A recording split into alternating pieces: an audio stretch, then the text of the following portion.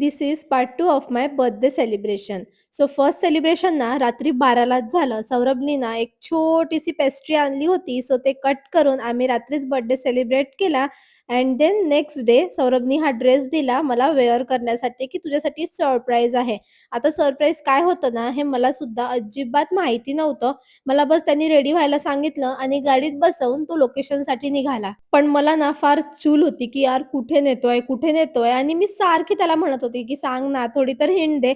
पण त्याने मला अजिबात लोकेशनला पोहोचेपर्यंत हिंटच दिली नाही. पण दुसरीकडे मला असं सुद्धा वाटत होतं, की यार आपल्या गावात तर सगळं बंद असतं आणि त्यांनी लिटरली मला आमच्या गावापासून 15 किलोमीटर पुढे आणलं.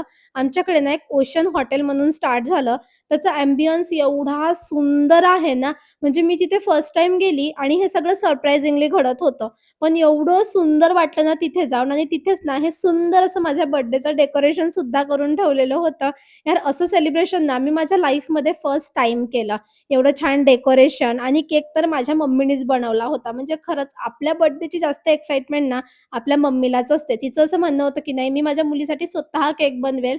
सो तिने छान हा केक बनवला आणि तिथे जाऊन ना आम्ही मस्त अशी केक कटिंग सुद्धा केली. हे सगळं ना एकदम अनएक्सपेक्टेड होतं माझ्यासाठी. म्हणजे आजपर्यंत घरी नॉर्मली केक कट केलेला आहे. मला आजही ना तसंच काहीतरी वाटलं, की चला आपण नॉर्मली केक कट करू आणि सहज जेवायला जाऊ. पण नॉर्मली काय होतं ना, माझ्या बर्थडेला सगळं बंद असतं. कारण माझ्या बर्थडे सोबतच ना शिवजयंती सुद्धा असते. त्यामुळे आम्ही दरवर्षी घरीच केक कट करत असतो आणि मला ना त्याचं कधीच काही वाटत नाही.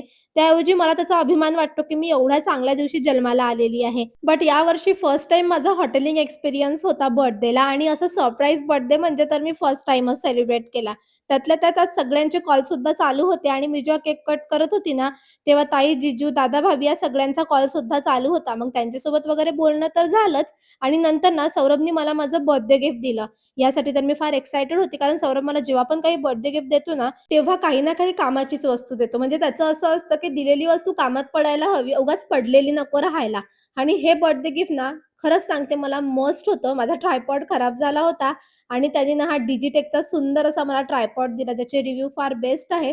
तुम्हाला पण घ्यायचा असेल ना हा ट्रायपॉड तर मला कमेंट कराल लिंकसाठी मी तुम्हाला ती लिंक देऊन देईल. सो असं छान बर्थडे सेलिब्रेट करून आम्ही गेलो जेवायच्या सेक्शनमध्ये आणि तिथे जाऊन ना आम्ही सुंदर अशा डिशेस तिथे ट्राय केल्या.